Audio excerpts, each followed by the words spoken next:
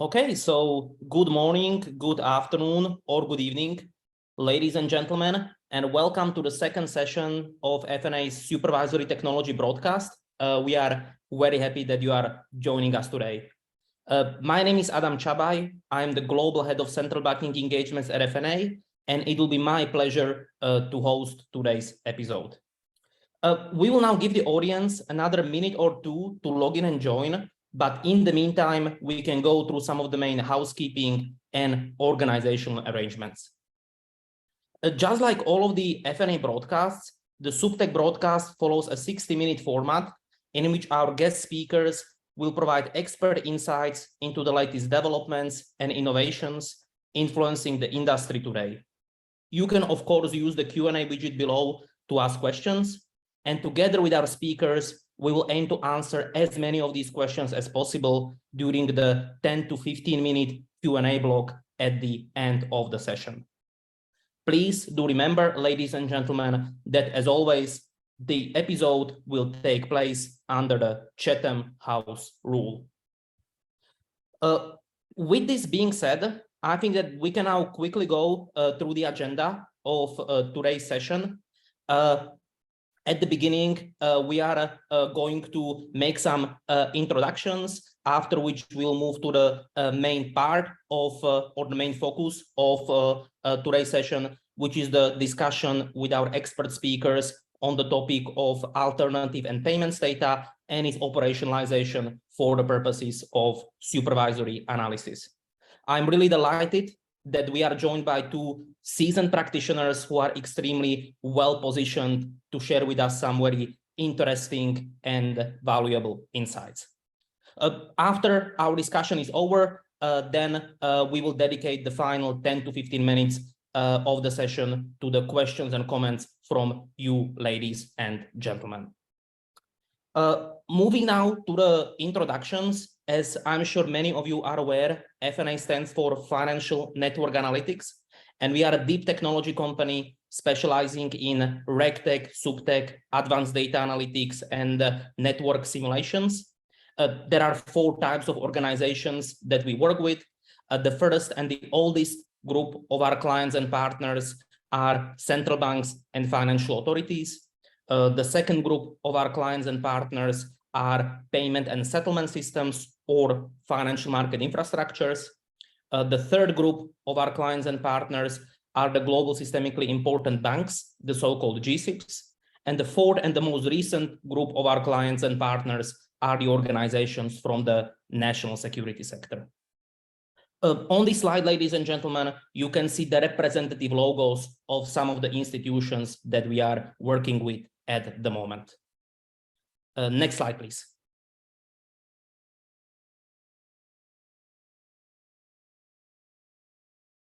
Suptech, as I'm sure many of you are aware, represents one of the core focus areas of FNA's collaboration with the sector of central banks and financial authorities. And our Suptech solutions allow analysts at these institutions to draw insights from massive amounts of both proprietary and alternative data, and to use these insights to both identify and tackle various types of financial as well as operational risks before these risks start materializing.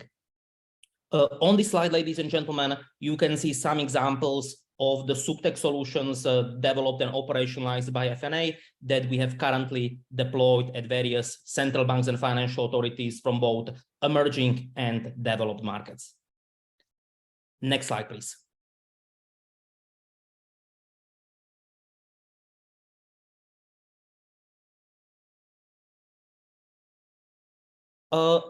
Moving now to the main part of today's session, which is the discussion with our expert speakers. I am, as mentioned at the beginning, really delighted that we are joined by Perttu Korhonen and Clara Machado, who really are the respected authorities and some great experts in the context of the Suptech landscape. So Clara is the director of the Department of Financial Market Infrastructure Oversight at the Banco de la República, which is, of course, the central bank of Colombia. Clara is a senior specialist in the financial sector and payments ecosystem. She is a bilingual professional in government, finance, and international relations with a master's degree in international affairs with emphasis on banking and finance. Perttu Korhonen is the Associate Director for Financial Analysis and Innovation at the Supervision and Authorization Division at the Qatar Financial Center Regulatory Authority. Perttu is a leader, visionary, and practitioner in Suptech, having driven and delivered change in regulatory and central banking analytics for over 15 years in Finland, Germany, United Kingdom, and Qatar. So, Clara, Perttu, thank you very much for joining us today. We really appreciate that you found the time for us, and we very much look forward to a discussion today. So, welcome. Thank you, Adam. Thank you. Thank you very much. So let us start our discussion by focusing on the big picture. Clara, I think it is fair to say that the current regulatory, supervisory, and market landscape for both central banks and financial authorities is highly complex and fast changing. Could you please tell us a little bit more about your individual work in this field? Sure, Adam. Well, our central bank is part of our financial institutions, authorities in the country. We are not the supervisors and we are not the regulators of the financial system, but we do play an important role in monitoring the financial system. My team works especially with monitoring financial infrastructures and their participants, and together with other areas of the bank, we have the whole picture of our financial system, and we create together our view, independent and very technical, of what's happening in the financial system. So the bank created the Financial Infrastructure Oversight Department a few years ago, and it did it, I think, recognizing that the financial system have changed, that we had new financial institutions that were very different from banks, and also that the financial markets had developed and that they were creating the financial market infrastructure. So it recognizes that financial institutions and financial infrastructures are interconnected, and also that the reliable functioning of market infrastructures providing services to to financial markets plays an important role in financial system stability. Excellent. Thank you very much, Clara, for these introductory insights. Perttu, similar question for you. What is the focus of your Suptech work at the moment? So you are totally right that change is the only constant in this field, like many. Since my career started a few years before the financial crisis in early 2000s, and of course that was one shock that changed a lot of things. More recently, we have had COVID. We have had other shocks to the system. We have had changes in regulation, new kinds of players, new products, and this all keeps on coming. And then, of course, in general, there's just more and more information about everything available every day.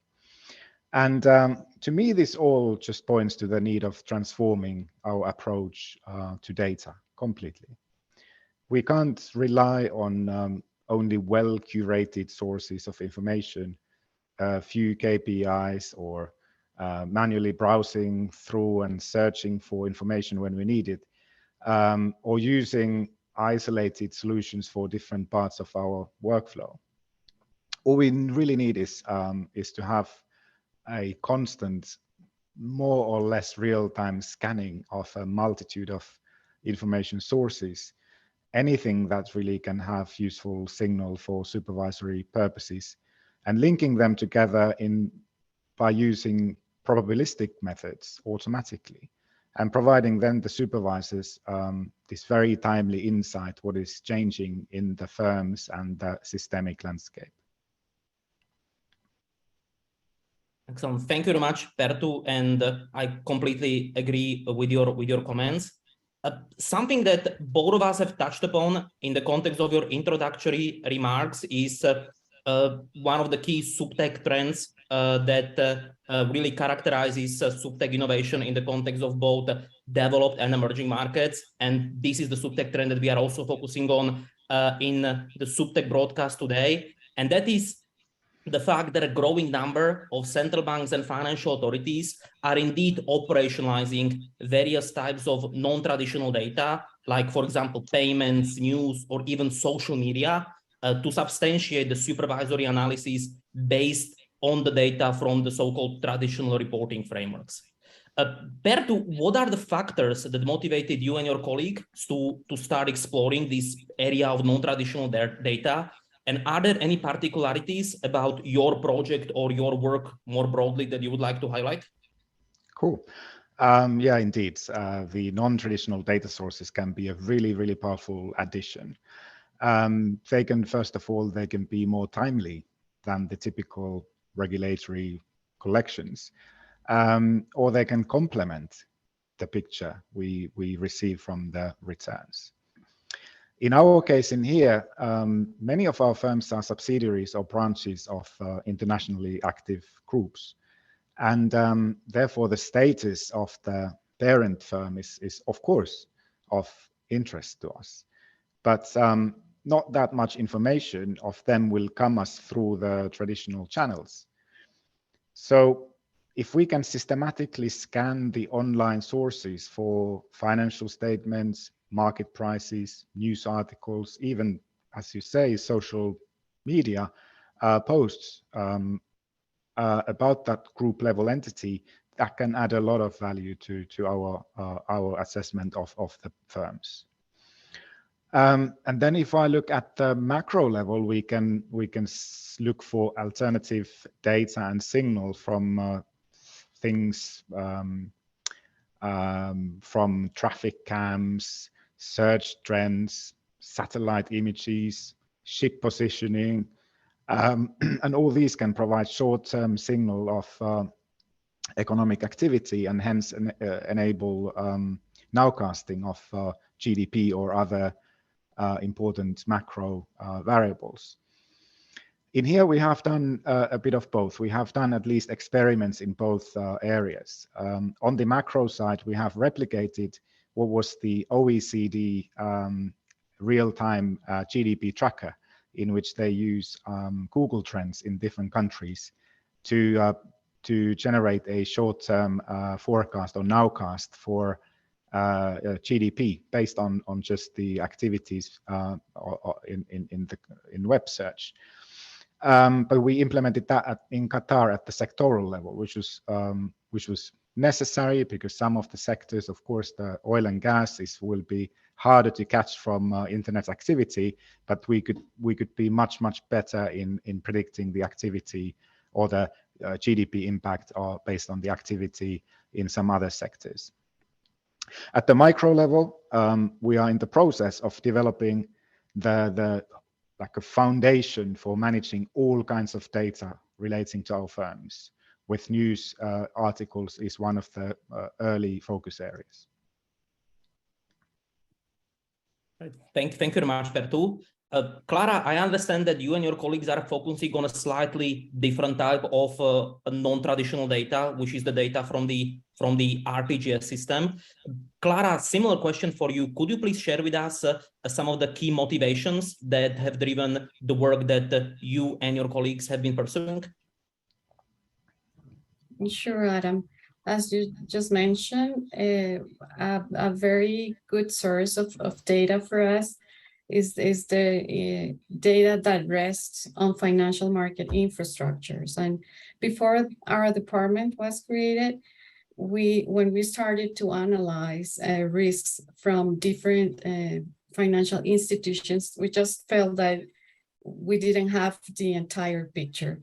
So that gave us the opportunity to start taking a look on that information that rests on financial market infrastructures. And we found that it was a very good source of information. and that could give us like the whole picture about participant in that financial market, in every financial market infrastructure. So what we did was to create a project that let us manage that data and convert it in information. We built up an information system, and we work with it all the time. It's our day-to-day work. And for special research, we use it too. And we really find that help us to have the entire picture of the financial and the local financial infrastructure. And also, if we want to see it in particular for an institution, we have lots of information that really help us without work. And I would say that gave us like the chance to have a comprehensive vision of the payment system, the interconnections between financial entities and financial infrastructure, and also to construct what we call a macroprudential systemic risk approach that we didn't have it before in the country. Like the view was very micro, no, in terms of looking at financial institutions by themselves, not as part of a system. And that data alone, well, is not information. So we had to engage using new analytical methodologies. So for us, it was very important to start with network topology and also using simulations in the RTGS system, as you mentioned it, Adam. Network topology, well, it really allowed us to identify central institutions. And also we could perform a stress test through simulations in the RTGS, which also has allowed us to approach the direct and the indirect impacts that those attacks can produce in central entities. So we could really approach to what would say it's simulations to see if the RTGS is a resilient system. Thank you very much, Clara. You have touched upon a number of very interesting points. Elaborating a little bit on what you just said, what practical benefits would you argue that both the stress testing and the analytics of the RTGS data brings to, on one hand, the day-to-day work of your team, and on the other hand, the more broad Central Bank of Colombia's mandate to fulfill its financial stability obligation?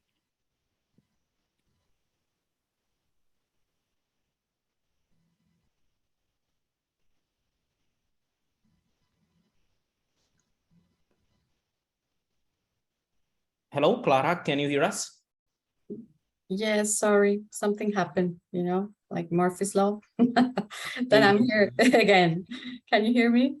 Yes, we can hear you and we can see you. I'm not sure if you heard my questions. I basically mentioned that, you know, you touched upon a number of very, very interesting points in your remarks. And I just wanted to ask you to maybe elaborate a little bit more on what are the practical benefits of the stress testing of the RTGS data or the analytics of the RTGS data for both the day-to-day work of your team, and on the other hand, the broader financial stability mandate of the Central Bank of Colombia. Yeah, well, Adam, a very important question, because what we've done in all these years that we've been working on this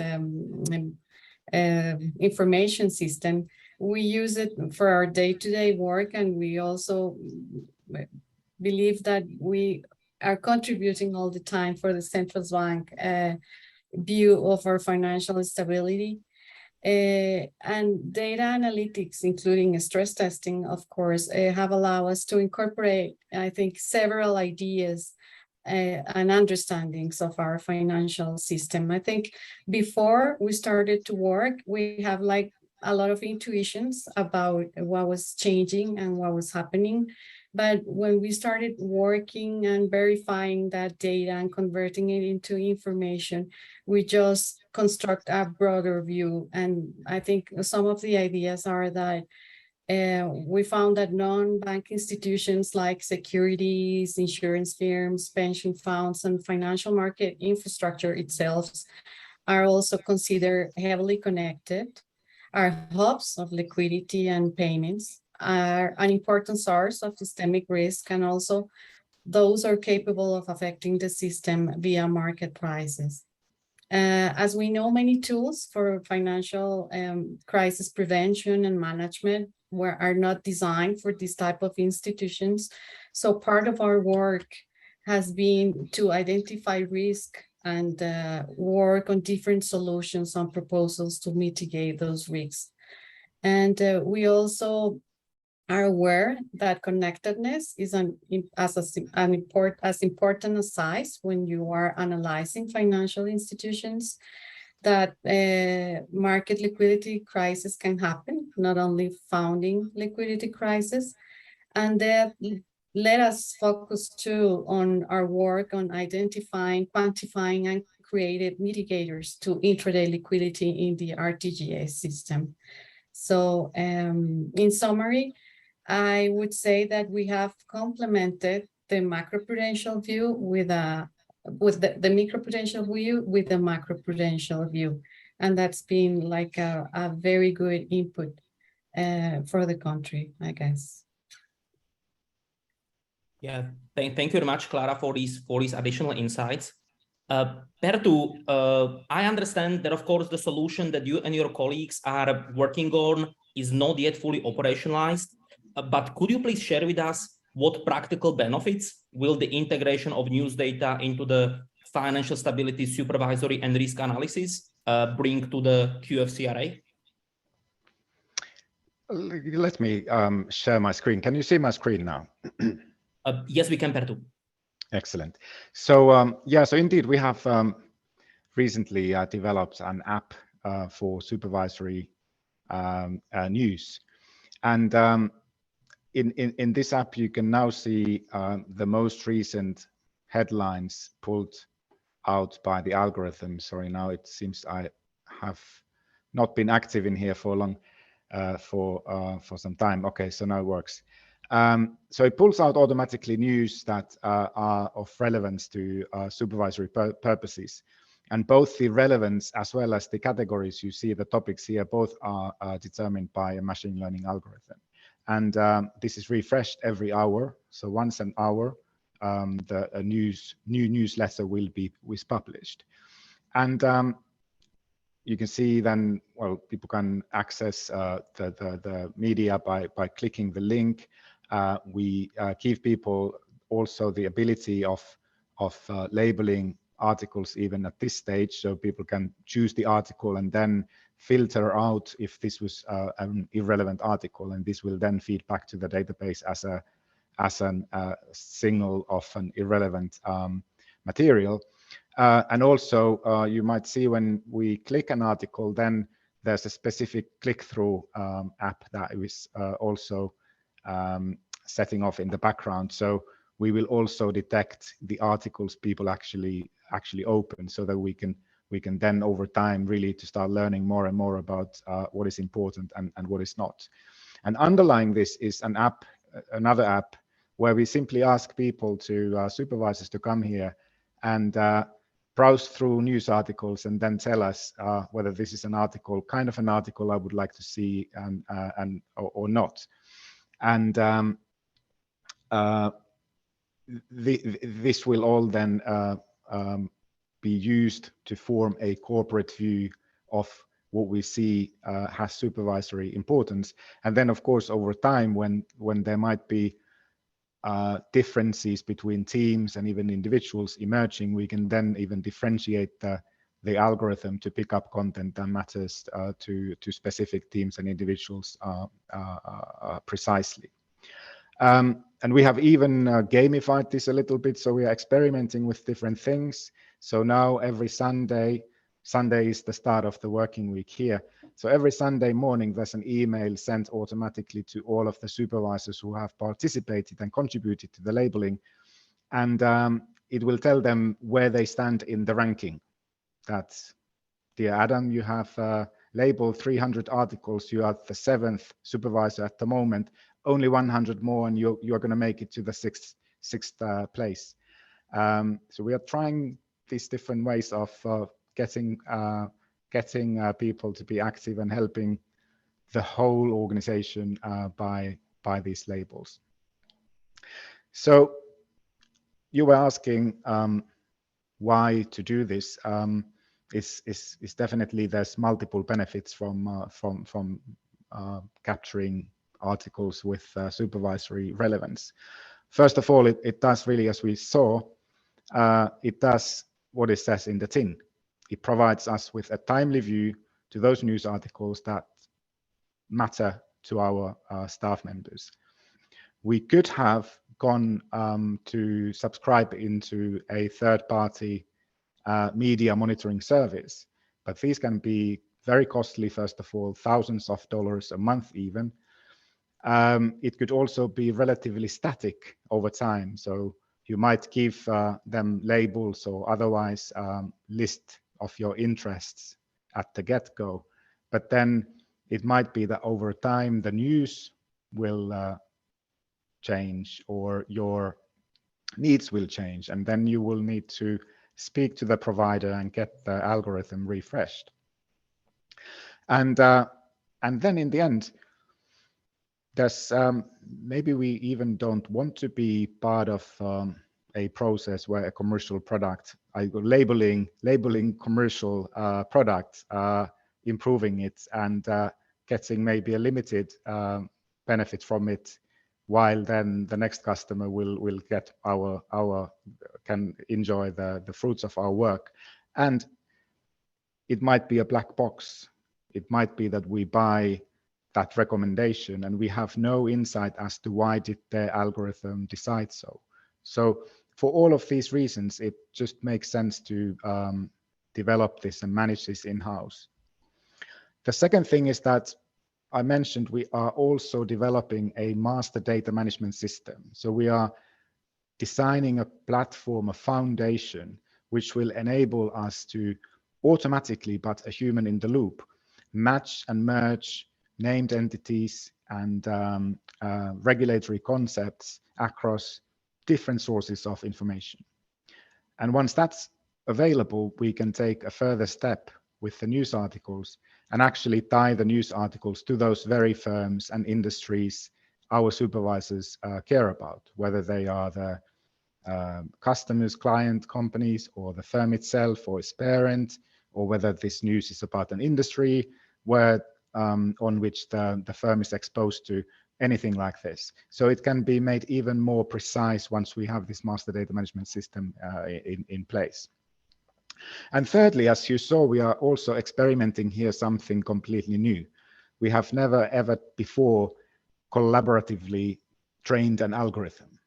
And I believe that this is going to be very important in all of the institutions like ours, that we create a central platform and the supervisors with the interaction day to day with the platform will keep on training the platform and updating the training as they go along. And also then, of course, the supervisors will learn from the platform as a result of it. And while this is a very simplistic thing, it's an important first step. And you can imagine that as our ambition ultimately is that the AI of the central platform can start providing supervisors even prescriptive suggestions. And the more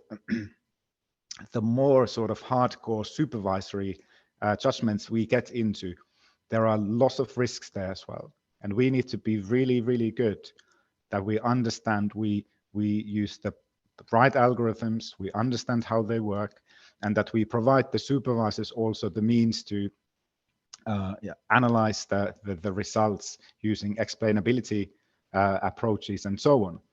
And the news articles is just quite a low risk place to start with. if indeed this algorithm fails to show a supervisor a news it should have shown, that probably doesn't damage much. The person probably, if this article really is that important, they will probably get exposed to it anyway. They will see a newspaper, someone will tell them, and so on. So this is a safe place for us to start developing this approach and making sure that it works in every single sense, that it works in terms of engaging people to provide that insight, those labels. It works in terms of user interfaces, but it also works in terms of managing the risks associated with machine learning AI elements. Great. Thank you very much, Perttu. And this is indeed a very, very interesting project. Elaborating on a number of items that you mentioned, actually both you and Clara mentioned in your remarks. I'm sure that something that our listeners will be very much interested in is how you have successfully tackled the practical implications of your projects in the areas of data sharing and management, technology requirements, or even development of the skill sets which are needed for such projects within the central banks or financial authorities. Would you be able to provide any tips for our listeners for how to successfully tackle these challenges in case they would like to pursue similar projects? Maybe Clara first. Yes, well, I think I could find 4 tips that I can share with you. The first one is that when we start to create the project, we ask for help for our systems technological department, and we created a team, and they were in charge really for giving us all the advice on the technological software that we needed to be able to construct our system, our information system. So they were in charge. They themselves look up and purchase the robust data warehouse that we needed. We just agreed that the methodology and what we were going to construct was using business intelligence, and that was going to be like a huge program for the bank, but they were divided in different projects, and one of those projects was our project. So they bought very good things to be able to get that program in place. So they bought that big and robust data warehouse, as well as very good ETL's tools. And also they help us to find various data analytic softwares. So the first thing I would say is that if you have like a department in your organization that is in charge of information technology, well, you can make a team with them so they can support you all along the process.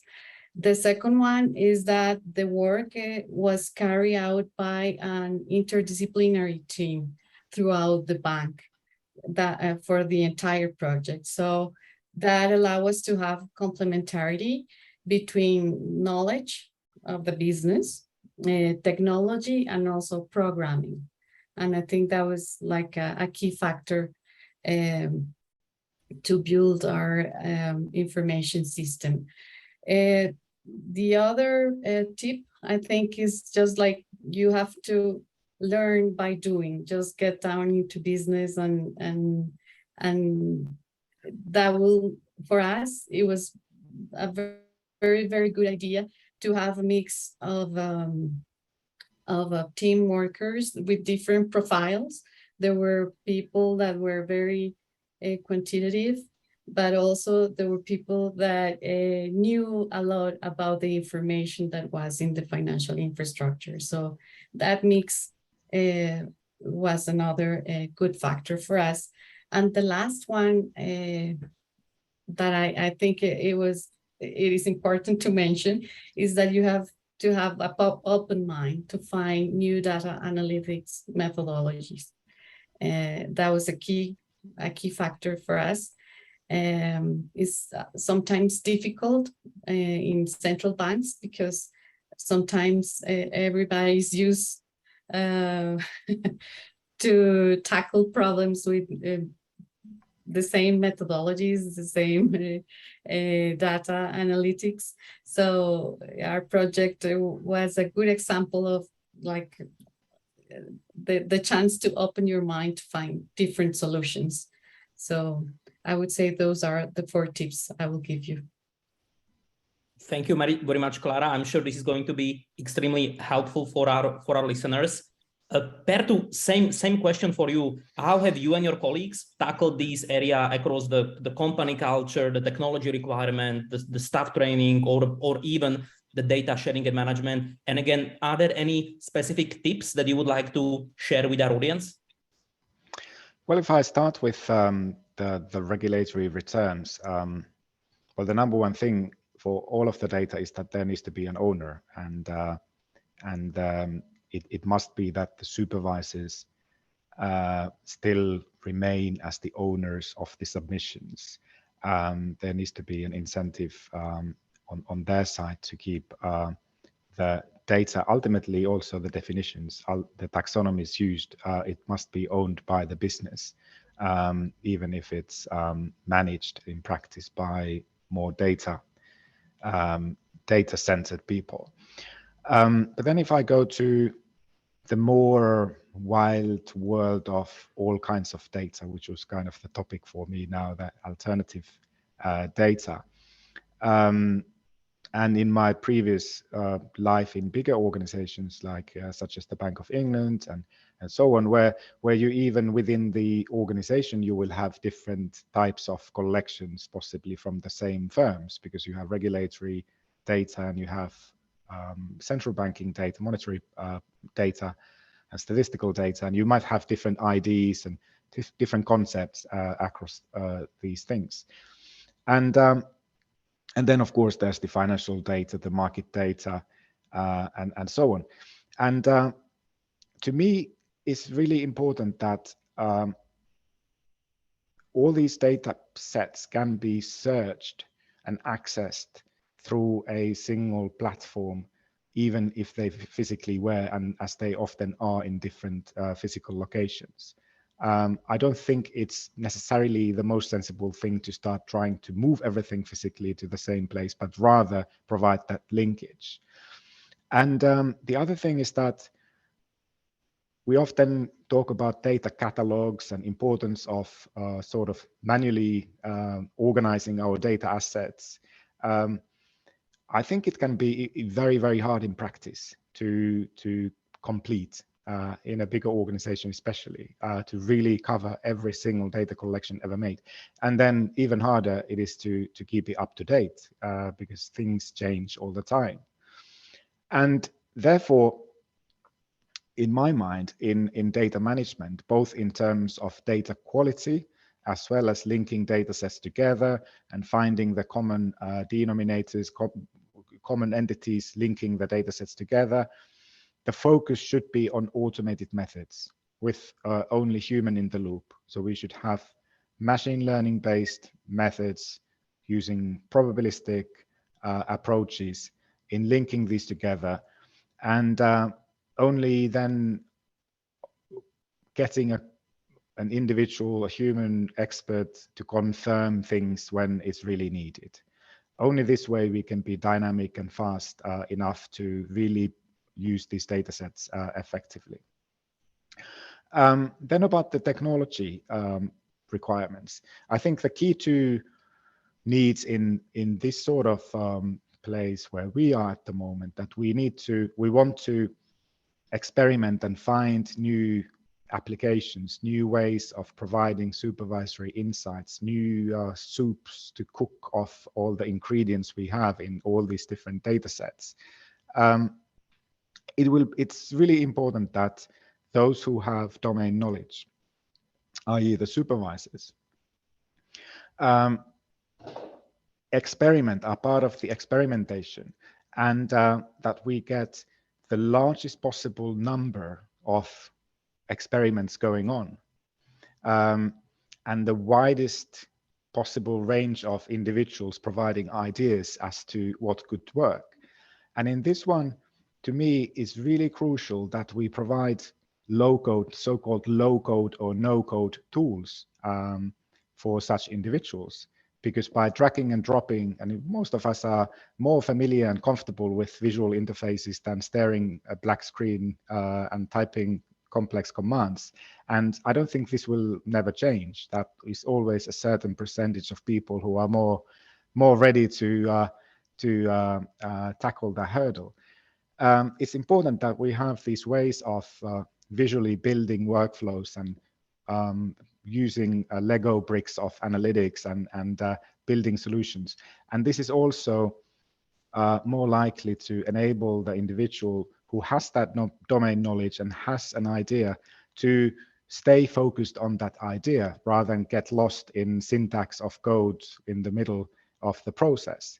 So it's really important that we provide these tools to these people so that they can keep on experimenting. And the other thing, what is important in everything to do with data science, machine learning, or turning these things into production is scalability. So we need to aim at applications that talk to each other via APIs, and also that they are running in the cloud and they are running in a way that, or they are deployed in a way that we can scale them up if there's a sudden need of or sudden increase in the number of users, or if we need more computing power for some time, there needs to be the ability of smoothly scaling that up. So those two things are the important things to me. On the skills, I'm a firm believer on learning by doing. And this kind of goes back to my earlier comment that those people who have domain knowledge and therefore can have ideas of what could work, giving those tools to them, letting them to iterate towards a goal can be the most fruitful way. And in our organization, we not only we are promoting the use of such tools, but we're also then arranging courses for the supervisors, internal training, in which we also try to focus on real problems, issues or cases, data sets the supervisors actually are exposed to, so that it all stays real to them rather than be something just a training data set. And we are there to support people also in their exploration. But it's really important that people really is the domain experts who hold the mouse and who are testing their ideas, and we try to support that. Excellent. Thank you very much, Perttu, for these insights and suggestions. Again, I'm sure these are going to be extremely useful for our listeners. I'm now looking at my watch and it's 1:45, so I think it's time to start looking at some questions from the participants. We received plenty of questions for and comments as well, which I think is fantastic. So I think we received more questions that we are able to cover during the remaining 15 minutes. So I'll try to summarize them in questions that I will be forwarding on to Clara and Perttu. Clara, let me start with you. A number of participants are interested or seem to be interested in the RTGS simulation and stress testing applications that you have highlighted. Could you please maybe elaborate a little bit more on the use cases or the practical applications of the RTGS stress testing or simulations more broadly that you find particularly useful in the context of your work? Yes, well, we've been using like two different tools for simulations. One is the simulator that the FNA has, and we use it to make some simulations of in the interbank market. And we use it also just making some assumptions that we can stress that market because it is discretionary. So if financial entities wouldn't want to lend each other, that will be the market, because the rest of the financial markets will we assume that the orders came directly from infrastructure, so we can't touch them. So we have like an exercise that we are looking every month in that sense, in interbank lending. That's with the FNA simulator. And we also use the simulator that the Bank of Finland has created, and we use it for other purposes too. Like we have sometimes like a big research about the behavior of intraday liquidity in the RTGS. So that help us a lot to understand that risk, and also to try to have an idea of the impact that you could have if something goes wrong with liquidity in the RTGS system. So those are the type of exercises that we are doing right now. So I hope this covers some of the answer to the questions of the participants. It does indeed. Thank you very much, Clara. Perttu, a number of participants are very much interested, or seem to be very much interested in the work that you and your colleagues are pursuing in the context of the operationalization of the non-traditional financial data. So maybe could you please elaborate a little bit more in relation to the sources of the data that you are currently utilizing, maybe that you are planning to utilize going forward, and some that can potentially bring some sort of low-hanging fruits when a central bank or financial authority starts integrating them? Yes, thanks, Adam. This sort of all points to the MDM project we are starting. So this is about master data management, and it's about creating those mechanisms that help us to, as automatically as possibly, to link these data sets together. And the building blocks, so we are in the design phase at the moment, but we know that the building blocks are going to include a graph database that easily lends itself to this sort of modeling of entities and their relationships. And then it will include machine learning algorithms that will utilize all the evidence available of certain entities and try to link together those ones that are likely to be the same. And when the algorithm doesn't have too much of evidence, or is not very confident, or is facing a very novel case, then we will want to go to the supervisors or any staff member to ask, what do you think about this case? We have two options: either this is the same or it's not the same. Or in terms of when we talk about matching individual firms, it might be that we have three options. We have the option, yes, I believe it's the same company, or I don't think it's I'm not sure if it's the same company, but I believe they at least belong to the same group so that they share a parent. Or three, there's no enough evidence of the linkage. In the first instance, so our first data set to tackle is actually our large exposures report. As in many other organizations, the large exposure reports are still reliant on written text. So there's no mandate for the banks to provide an LEI for all of the corporate counterparties. So instead they are typing in names and then providing other information such as an ID, which might be an LEI, but might be an internal thing, or might be a local ID rather than the global system.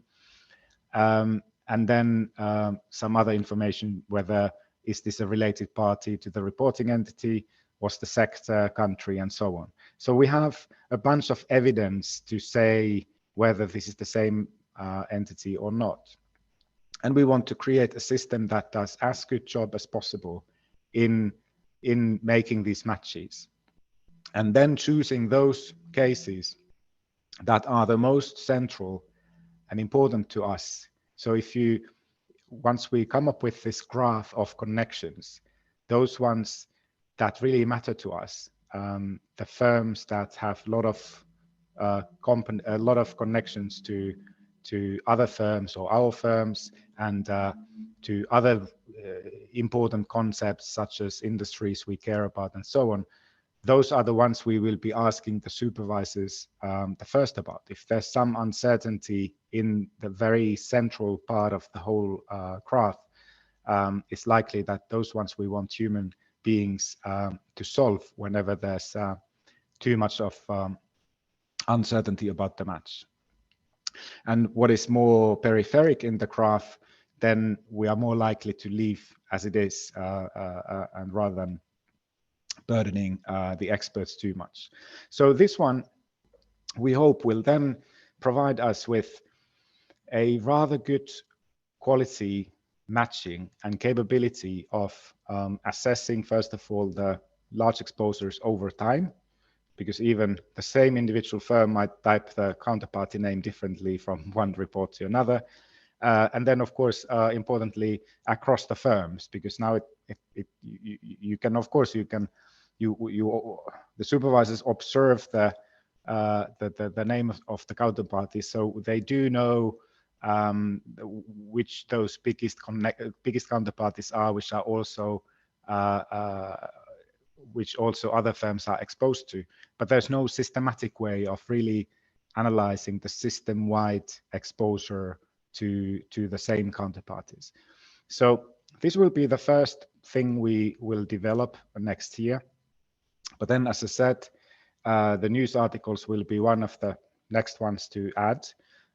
Also, we're looking into adding internally written reports, supervisory reports about the supervised entities, as well as then the management information we have received from the firms. Using very similar techniques, but certainly the large exposure report is not only is a big, it has a big business impact, but it's also sort of semi-structured because it is still a form and template, and you can expect that a name of a firm indeed is a name of a firm, even though it's a free text cell and therefore more challenging than something you can actually keep as good quality. Hopefully that answered the question. It does indeed. Thank you very much, Perttu. One final area that I would like to touch upon before we conclude our discussion today, and this is also an area in relation to which we received a number of questions from our participants, is what you, Perttu and Clara, see as the future of Suptech innovation in the context of both your own institutions and in the context of the central banking landscape more broadly.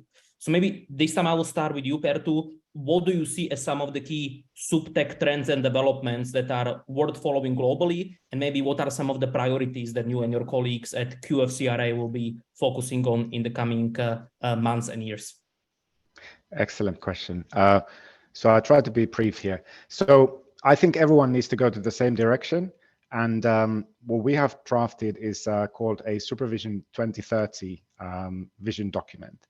And essentially, what we see is going to happen is that We just need to release people's time from data management to analysis, like I have said before. And all too much of that, our time still goes into data management.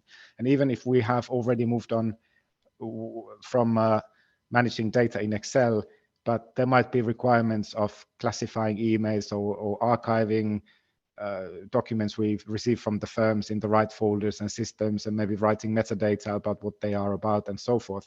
But all this is something computers should be doing because they can do it very systematically, especially if they have examples of the historical similar cases. So we should really build those systems to do that automatically.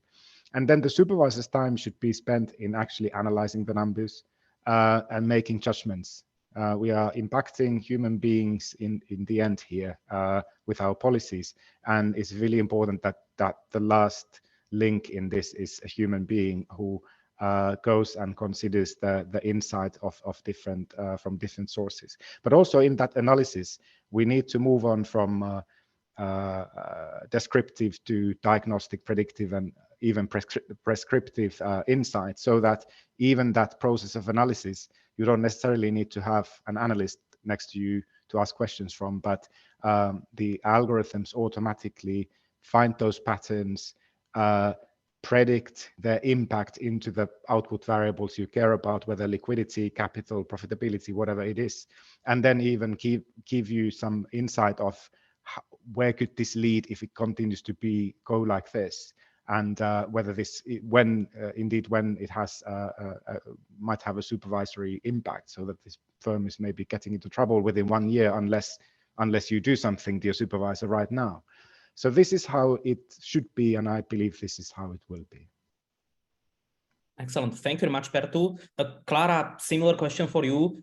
Which areas of Suptech innovation or innovation more broadly will you and your colleagues be focusing on going forward? And are there maybe any global trends that you recommend our listeners to focus on in the coming weeks, months, and years?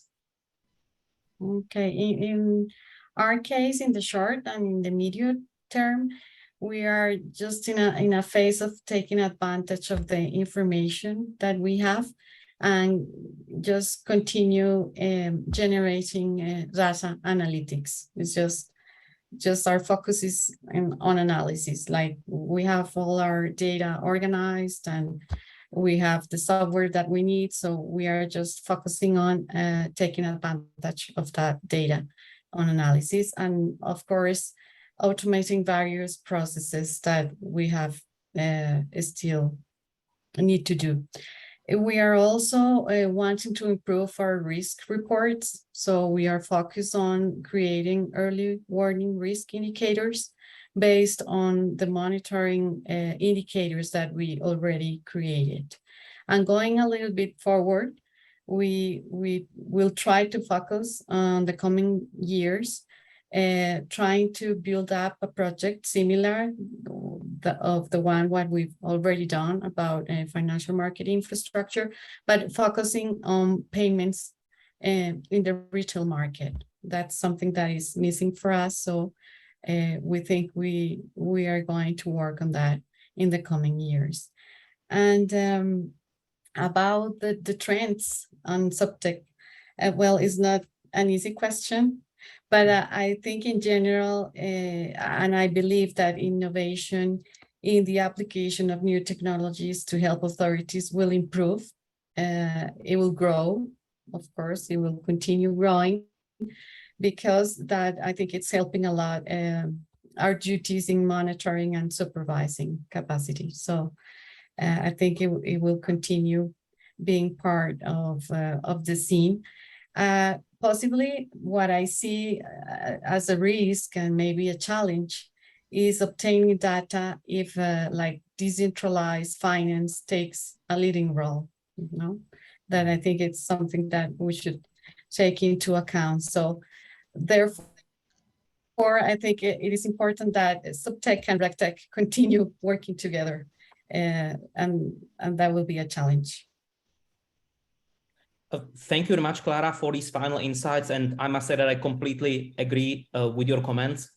I'm again looking at my watch, and what this is telling me is that we are pretty much at the end of today's session. So I would like to take this opportunity to thank Perttu and Clara for taking the time to join us today. Perttu, Clara, you have provided us with some extremely interesting and extremely valuable insights that I'm sure will be very useful for our listeners. So thank you very much for your valuable time, and we all very much look forward to keeping in touch with you. Excellent. Thank you very much. Adam. Thank you very much, Clara. Thank you very much, Perttu. Also, I would like to say a big thank you to you, ladies and gentlemen, for your active participation and active contributions today. We received loads of questions, which made the session really interactive, which I think was excellent. So thank you very much, ladies and gentlemen, for being active and for sharing your questions and comments. Before we conclude today's session, I would also like to draw your attention to the information which is on the top of this slide. So if you would like to learn more about the activities and work of the Central Bank of Colombia, the Qatar Financial Center Regulatory Authority, or FNA, please feel free to reach out to us through our website, social media channels, or directly through emails. We will all be delighted to continue the discussion. And finally, I would also like to remind you and draw your attention to the upcoming episodes of FNA's broadcast series. So on Thursday next week, which will be the 10th of November, we will be having the next episode of the FMI broadcast. And on Thursday, the 17th of November, we will be having another episode of the CBDC broadcast. Again, we will have some excellent expert speakers joining us. So I myself am very much looking forward to these events. With this being said, I would like to thank you all for your time and attention today. It was a very pleasant and insightful discussion. So I wish you all the best. Stay safe, and we will look forward to keeping in touch and reconnecting again for the future broadcast episodes. All the best and goodbye.